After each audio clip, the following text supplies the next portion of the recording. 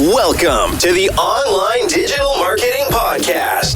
We'll be discussing marketing strategies, trends, and tips that will help your business succeed in the digital age. Every episode, we'll be interviewing industry professionals and providing valuable insights on how to leverage digital tools for maximum engagement and ROI.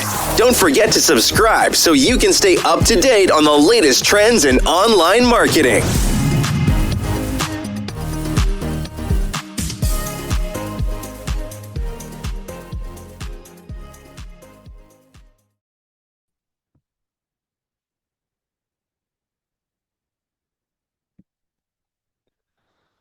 Good morning, good morning, good morning. This is Marvin Drobes with Online Digital Marketing Today podcast. And I'm excited to be here with everyone. And I'm happy to see that we have some engagement going on already early. But today's a special day for me as we move into a different aspect of our podcast. And my guest today, Joshua Altman, is going to be sharing some ideas and current trends that have become very important in cutting through the noise of being a business person, or in a lot of us who are on this podcast or who are listening to it in the recording, digital marketing agencies and things that we need to become, a stronger presence on the internet. So let me start by welcoming everybody. Remember, some housekeeping here. If you're listening to this in recording, please cut down all your distractions. Grab a pen and pencil or paper and pen and take good notes. I think Joshua is going to share some great things with you. And please hold all your questions to the end, and let's get started. So let's talk a little bit about Joshua. Joshua is actually an experienced storyteller and a strategist with a creative force with more than 2 decades of experience shaping how people see, hear, and connect with their big ideas. Today, he leads a company called Beltway Media, a bold DC-based communications firm that helps brands and organizations cut through the noise. Before founding the firm, Joshua was a multimedia journalist at the Hill newspaper, where he dove deep into federal policy and covering high-stakes election cycles right from the front lines. Right now, he's working with everyone from scrappy startups to federal agencies, helping them refine their message, elevate their brand, and truly connect with their audience, whether that's customers, investors, or the public at large. From reimagining agency websites to crafting magnetic stories, Joshua's work has one goal, and that's to help make communications clear, compelling, and impossible to ignore. Welcome, Joshua, to our podcast. Thank you for having me. It'll be my pleasure. I know we've kind of set some great questions here, and I want to dive right into them because I want to try to keep this so people listen to everything you have to say, the valuable information that they can, glean from it. So I'm going to jump in right into my first question for you today, and that is, what is the role of corporate communications in any organization, and why is it important to be effective at it? At the most basic level, corporate communications is how companies communicate with internal and external audiences to achieve their goals and manage reputations. That includes a lot. So why is that important? Because it's everything the company does, all those communications. People have different ideas of, marketing, branding, SEO. Are those separate? They're all part of corporate communications because they are communicating with those internal and external audiences. Now, the second part, why is it important to be effective at this? This is the company's voice. It's the company's presence. It's what people see. It's how they engage with you. If you sell widgets, then packaging is part of that because the goal is to get people to pick up your thing and buy it. So having that corporate communications as something you are effective at and really incorporating it as a core function of your organization is critical. So if I understand that correctly, if you're if you're a one-man operation, consistency in your messaging is always important. But if you have a team behind you, you want to make sure everybody's on the same page. In both cases, consistency is important. Right. It's probably easier to be consistent when it's, one person as opposed to a team of people or teams of people. But it's always important to be on the same page with the same message and as consistent as possible. Great. Okay. I know that in talking, you're a fond user and believer in frameworks. In fact, you use two main frameworks at your agency, Beltway Media. Can you share with the audience what they are? The first one we call story, narrative, brand. And that's just how we think about the communications and the company and setting the stage for a lot of other things to come later. It's really foundational because people always say we need branding, we need brand building. When you come in at the brand stage, it's already too late. We need to start earlier with the story. And this framework is broken into these three phrases. The first one, story, Story has character, setting, situation, beginning, middle, and present. There's no end yet. This is still being told. The second stage, narrative, it answers.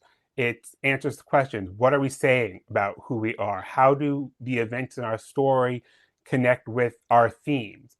And also, a very important question it answers is, what should people conclude from our connected stories? Brand it's stuff, it's swag. This is where people come in and usually ask for help, and we go back and build the story and narrative and figure out what those are. Because Mhm. brand is everything that stakeholders can connect with and they connect with the company. It's everything that contributes to that stakeholder experience. And our second framework is read, see, hear, and experience. We call it the four languages where people read, see, hear, and experience. Reading, people kind of get intuitively. It's all the stuff you read. You engage with most of that or nearly all of it by seeing. But you see more than what you read. We see video, we see pictures, we see interactive stuff, we see pop ups on the street, we see people with signs. See encompasses a lot more than read. Hear, very important. We're doing it right now. Podcasting is a huge medium right now. How people engage with podcasting is going to be different depending on how they download it, how they listen. If they watch a video, it's going to be very different than someone like me who listens to podcasts while driving and walking the dog. Those are two very different experiences, which is why we have our fourth language, experience. And people tend to think of that as experiential events, conferences, meetings, pop-ups, all of that, which it is. But it's a lot more. It's how people experience what they read, see, and hear. So watching the podcast recording versus listening to it.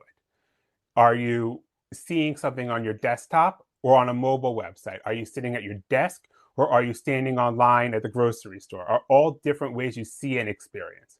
And that's how we think about language. Very important to that is all the languages are designed to and need to amplify each other. What you read needs to amplify what you see. What you experience needs to amplify what you hear. They're not independent of each other. They are completely intertwined. Great point. Yeah, I like that.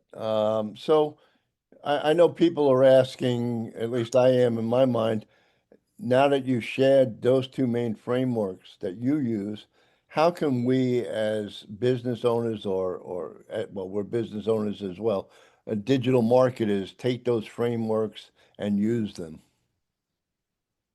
Answer those questions. Take down a piece of paper and write down, story, narrative, brand. Answer, what does our story have? What is the setting, the conflict? Who are the characters? What does our narrative answer? What are we saying about who we are? What should people conclude? How do these events connect? And then what is our brand? What are the specific things that stakeholders connect with the company and what contributes to our stakeholder experience? Mhm. Then flip the page over. Write down read, see, hear, and experience. What do our stakeholders read? What do they see? What do they hear? What do they experience? And how are these amplifying each other? Or if they're not right now, and that's your answer, How can they amplify each other? So, Joshua, let me ask you this because you're triggering a picture in my mind. A year or two ago, one of our podcasts talked about uh, customer client avatars, and kind of I'm seeing a picture of that in what you just explained. Knowing where your people are, what do they expect, what do they want? Am I thinking in the right vein?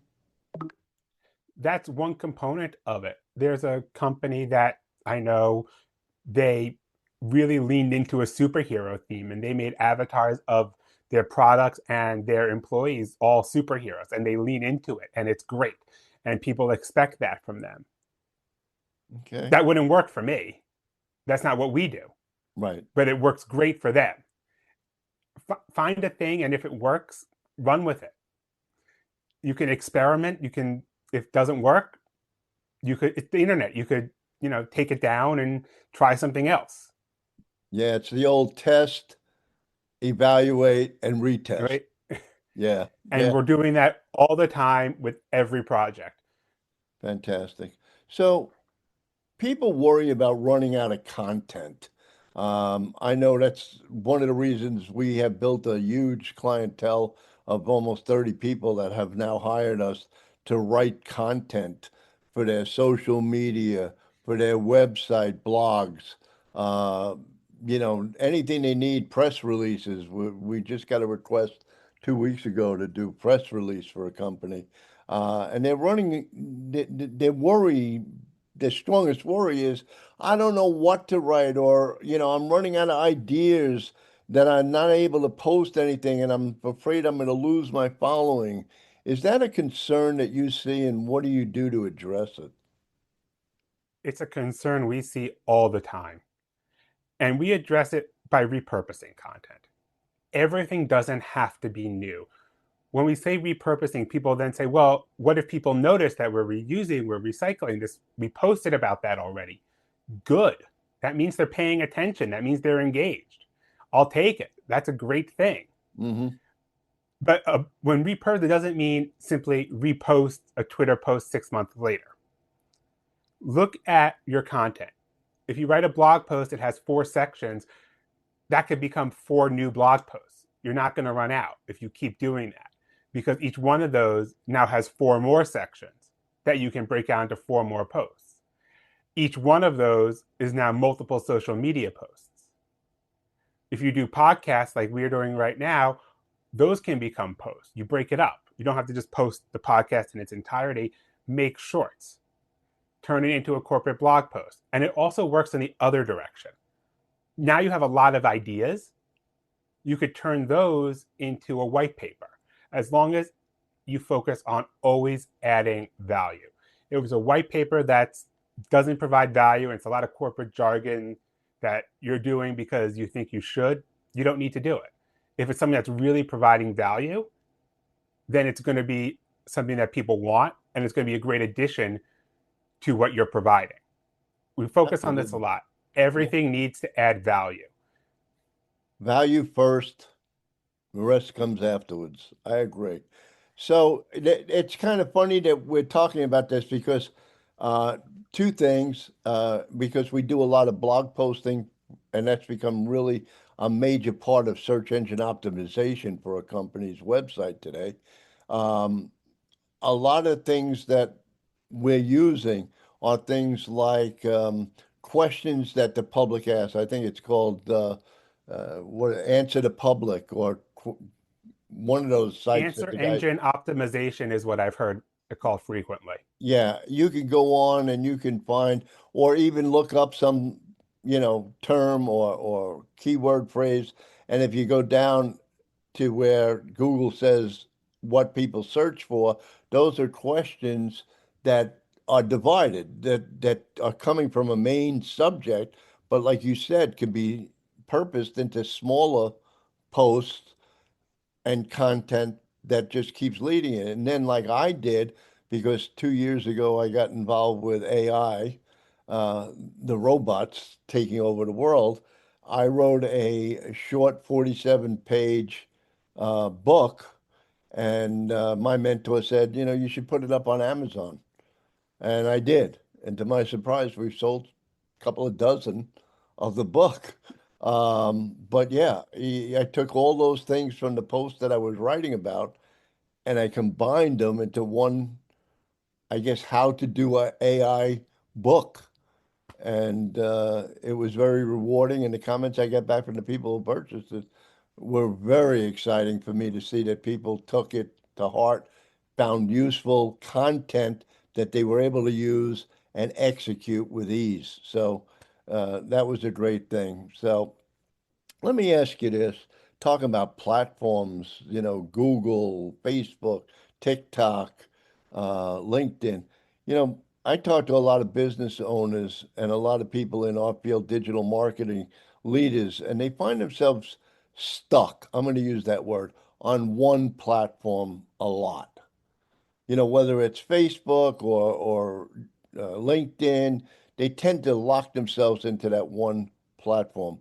What do you think about that? Do you think that's a good thing for them to be doing? Like, the old saying, jack of all trades, master of none, or should they be cross-posting to all the platforms? Well, that phrase you mentioned, I hear it all the time. Jack of all trades, master of none, isn't the full saying. It gets truncated a lot. The full saying is jack of all trades, master of none is oftentimes better than a master of one. It's saying the opposite of how people use it frequently. Mm, So that is how people think about that, is we've lost that idea of what that phrase is really trying to say. But when it comes to those platforms and really just using one, because there are people whose whole business is on TikTok and that's where they're selling and that's where they're advertising, that might be getting you a lot of revenue. It could be successful, but don't do it. Because as we saw when, at least in the US, there was a chance TikTok was going to shut down, and it even did for a short moment, people were scared. TikTok was running ads about how people run their whole businesses on TikTok. hmm And they were not going to have those businesses anymore. They weren't going to have those followings anymore. And that could happen to any platform any day. It could shut down. So don't do that, because then you run that risk. You will also eventually run this with every platform, is it goes out of fashion. When was the last time you checked your MySpace, right? Are they still Are you around? still logging into Friendster, Oh my God. I right? don't, are they still Eventually the around? platforms die. It is in some Yeah. form. It is still around. But I say that because the platforms they come and go. But the fundamentals and how you connect with people and how you can use your content and create it stay. How you optimize with the TikTok algorithm is going to be different than how you optimize for what comes next. But the core fundamentals of what you're making and how you make it aren't going to change. Right. Right. Well, I prescribe to, being cross-posting to the platforms because, again, in a podcast months ago, we talked about this in length, and that is you have to know, again, going back to your avatar, where are they hanging out? Now, I had a great experience. Last month, we had a great interview with a young lady who does Pinterest, and I've always thought of Pinterest as the visual platform. If you don't have a short or a video or an image that you could promote of your food, of your passion, that's not a platform I thought I could take advantage of or be on.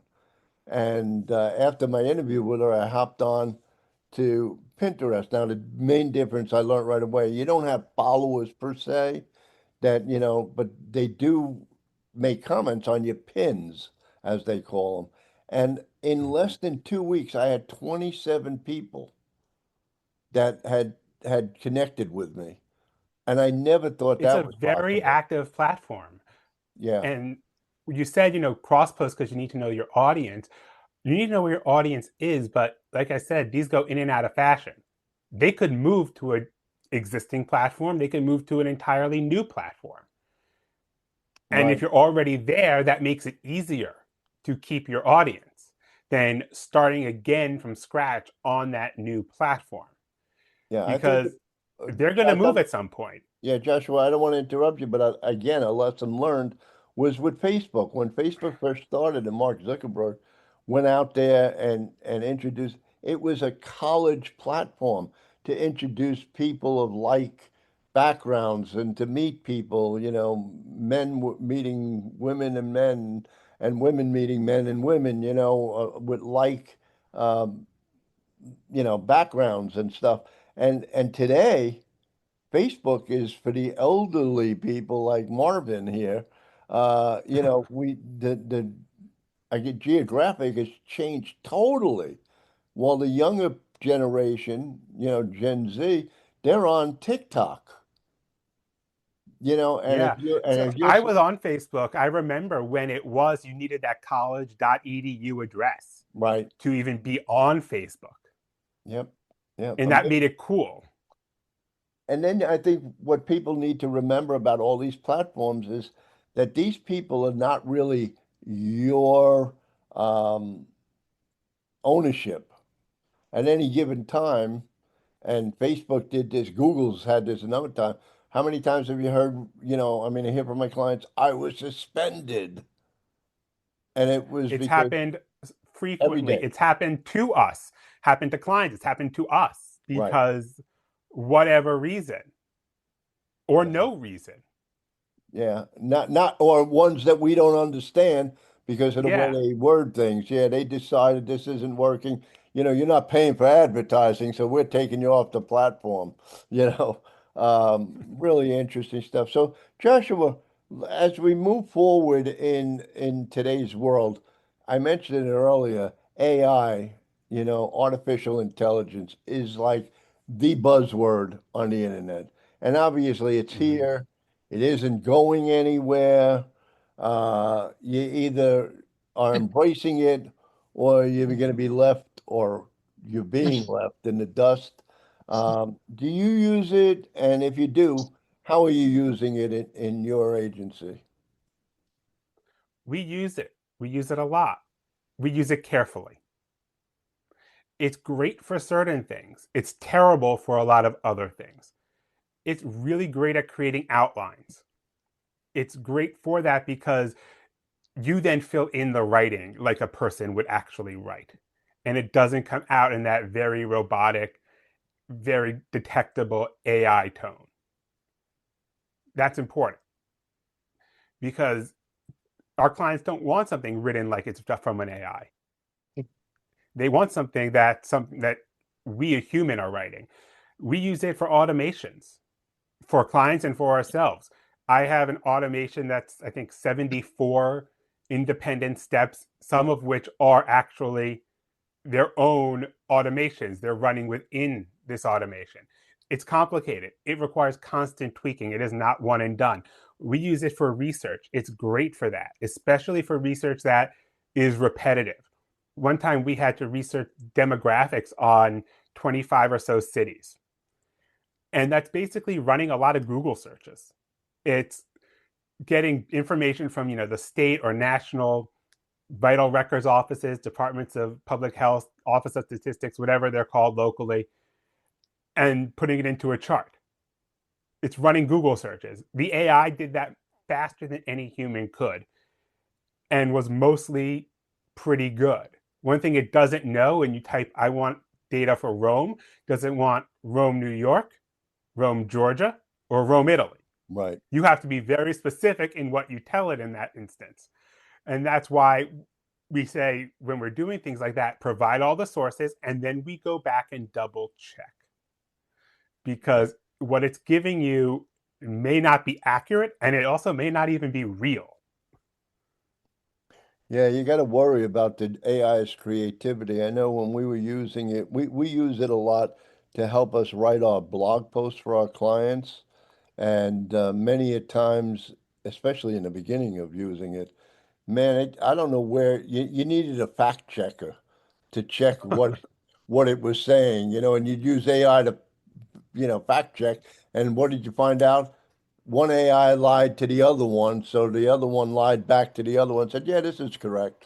You know, It was just really weird happening. I know that as we move forward with AI, for example, our agency has embraced the AI voice receptionist concept because we believe, Mhm. and we see it in our own agency. We see that we can't take every call, um, and having something that just answers the call is one part of it, but more importantly is the ability for the AI in inbound calls to qualify the prospect.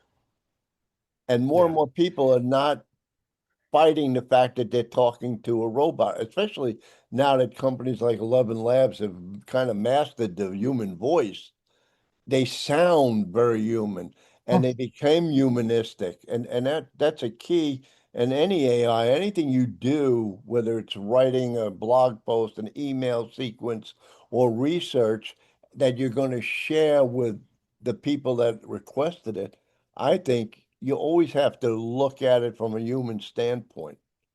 You can't just Yeah, give and it, you touched on that. It's humanistic, it's human-like, it's human adjacent.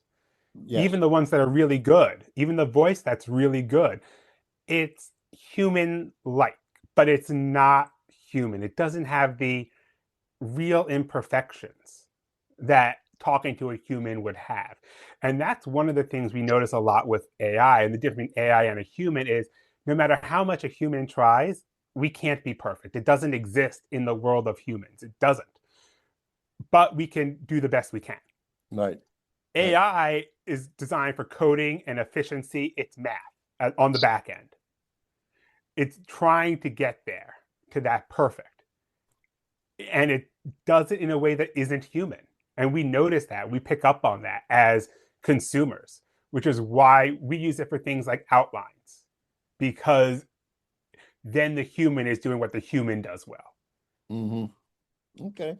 So, talking about AI a little deeper here, you're using it. If you were to recommend, I know that AI, we have several of them that we subscribe to. So I'm not the greatest example, but we found that certain ones, Claude does something different than ChatGPT, which different than Perplexity, which is different than Gemini.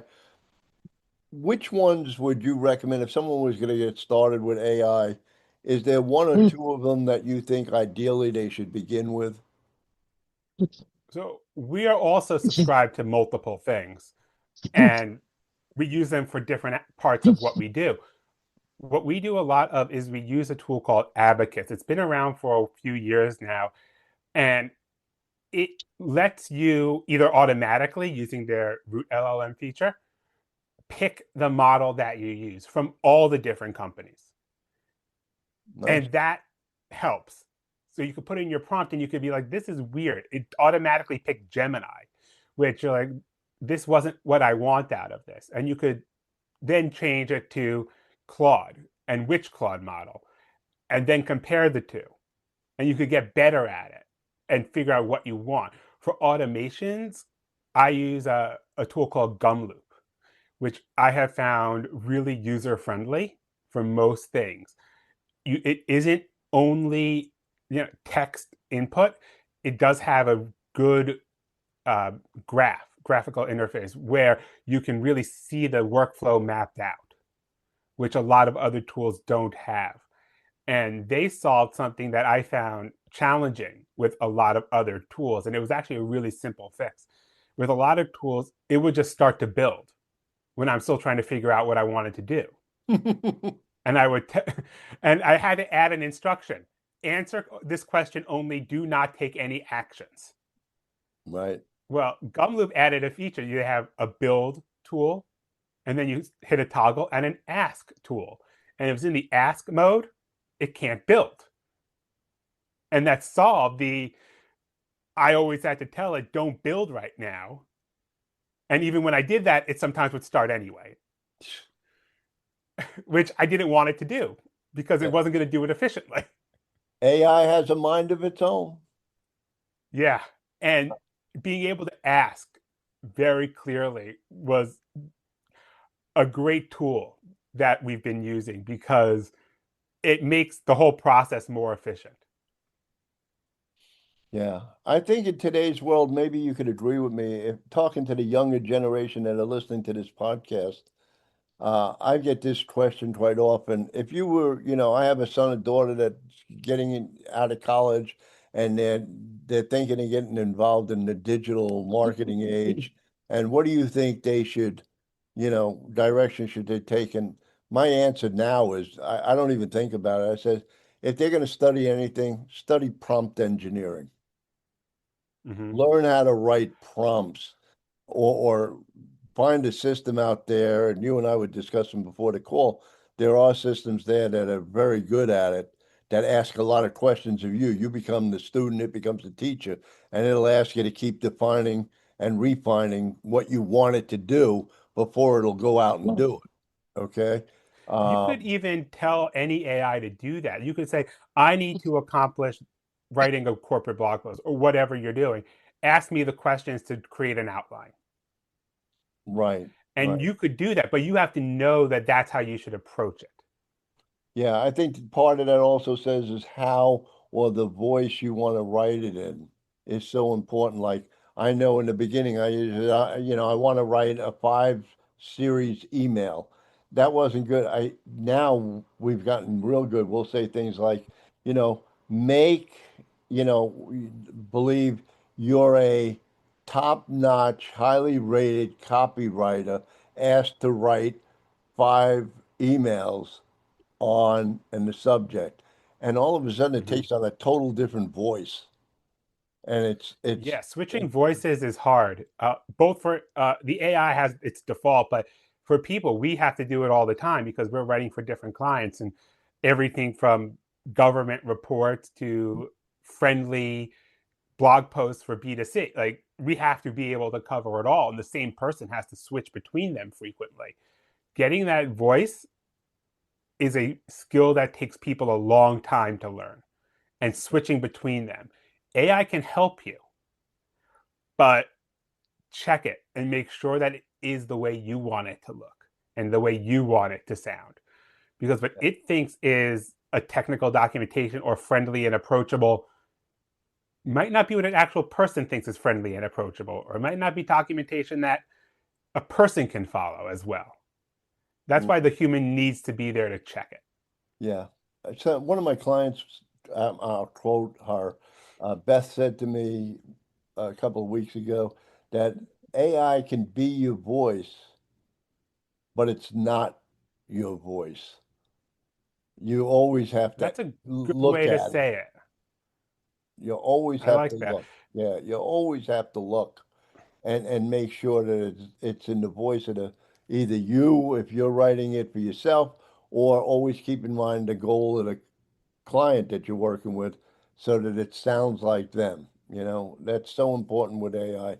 So as we conclude, I do have one last question for you today, Joshua, and that is, what would be the one step to communicate more effectively online? Online or offline, it's the same. Be the signal, not the noise. And we've touched on this throughout this conversation. Provide value, be useful, post things that people get something out of. All of that is about being the signal, something that isn't just there to be there. Yes, that's so important. So let me say, you've answered a lot of questions I've had in my mind. I've taken some notes here as well. Joshua, is there, if people wanted to reach out to you, um, to see how you could be a help to them, what is the best way? Is there a website, an email, a telephone number? Please share with the audience how they can reach you. You can always find us on our website. There's a calendar link there, beltway.media, no.com. You could also email me directly,jaltman at beltway.media, again, no.com. I'm also on LinkedIn, and that's linkedin.com/in/Joshua I. Altman. Fantastic. Very good. I know we have a few people on the line. Uh, I'm going to go ahead and say, in this particular case, if there's any questions, please drop them in chat for Josh, and we're going to be closing out this broadcast shortly. But please come back and join us for our regular broadcast. As many of you know who are following the podcast, if you do so from our Facebook group, the Accountability for Success Mastermind, you will, be downloading it from my platform, which means exactly what I said. You'll have to download it to your computer and take up space. If you're on any of the platforms like FM.com or obviously Spotify or Apple Podcast, you'll find the podcast at Online Marketing Today, or I'm sorry, Online Digital Marketing Today podcast. Look it up, or you can look it up under my name, Marvin Drobes. That's D like in David, Robes. And you can then listen while you're driving or relaxing without having to download and fill up space on your hard drive. If you have any questions, please feel free to reach out to me. And if there's any suggestions that you have to future podcasts or guests that you'd like to learn more about or hear from, please drop me an email at mdrobe, that's MDROB, like in boy, ES, at earningcoachmarketing.com. And I'll be glad to, if you provide me the contact information, reach out to the people and see if they'd like to come on the show with us and share their thoughts about what's happening currently in the world of digital marketing. Josh, is there anything else you'd like to add? Communicate strategically, not voluminously. Okay, great. Sounds great. I will end this today. I want to thank you guys that were on with us live. And for those that you're listening to it, please comment on this broadcast. Let Josh and I know what you took away from the broadcast, how it helped you. And we will look forward to seeing you on the next podcast. Thanks for joining us. Thank you for having me. Fantastic. Okay, so we have this all recorded now, and hopefully we don't mess it up. All right, Josh, it's great. I picked up a lot of information from you, and I hope to, I will be sending you, so you know, I will be sending you a link to the podcast so you can share it on whatever platforms you're using. Let people know you were a guest. And as we move forward, I hope to, bring you back as a guest as we see these changes that we briefly spoke about. Yep. So thank you again for your time today, and I look forward to speaking to you in the future. Look forward to it. Have a good afternoon. Bye-bye. Bye.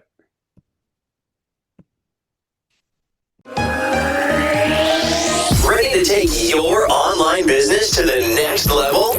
Subscribe to our digital marketing podcast and then join our Accountability for Success Mastermind. With expert advice from industry leaders, you'll gain knowledge and insights that will help you succeed in today's digital marketing world.